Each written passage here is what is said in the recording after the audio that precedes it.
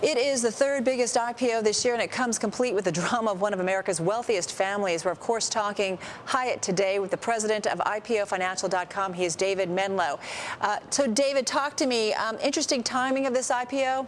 I think it's very strange timing here, and I don't believe that any company that has the controversy and all the leverage and the problems of a Hyatt within its management team should be coming out in the market where if people don't see a pristine offering, they're liable to just walk away and say, I don't need to do this one at the IPO price.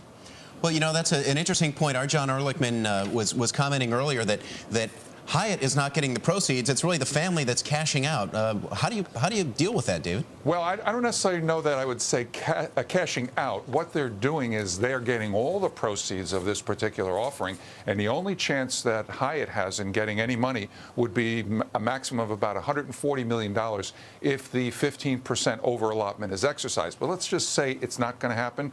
This is about a very wealthy family, very controversial family in a controversial part of the country that is going to take the money, put it in their pocket, and they're still only going to give away 2.8%, I think, of the total voting shares of the stock, even though they are going to issue 22+% of the shares. Hey, David, I'm going to show everybody. I showed it earlier on air, but this is the prospectus. It's about 344 pages, pretty thick, not light reading. From what I understand, there were some amendments to this also that talked about disputes among the Pritzker family members. They say disputes among the family members between and among beneficiaries of the Pritzker family trust and the trustees of such trusts, including with respect to Hyatt, may arise or continue in the future. So they're kind of saying that there could still be problems with the family. I mean, there's a high-risk element, it seems, here. Well, there is. Yeah, Carol, I have to agree with you 100%. People do not want anything that needs a second explanation once they've read it for the first time. They really want pristine offerings.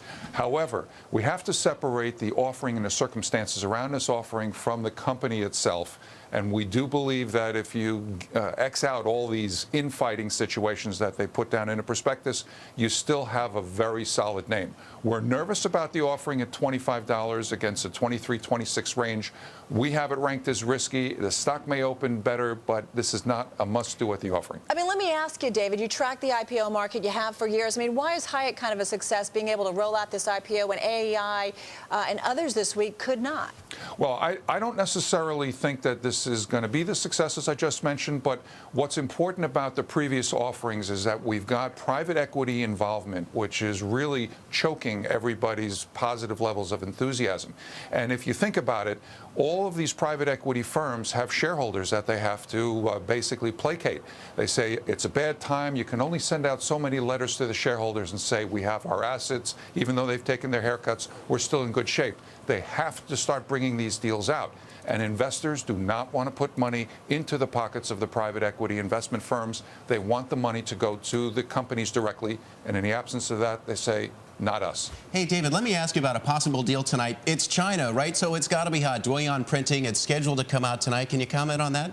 Well, I can't give you any real commentary about that other than it's coming from a smaller underwriter, which is Piper Jaffray and Roth Capital. So if you're looking at about, I think, a 6.5 million share offering here in the machinery business, China is going to be good. You might get a little bit of a lift on it, but we would try to get people away from coming into deals that don't have the primary underwriters. David, we got to run. Good to get some time with you. You take care. David Menlow, everyone.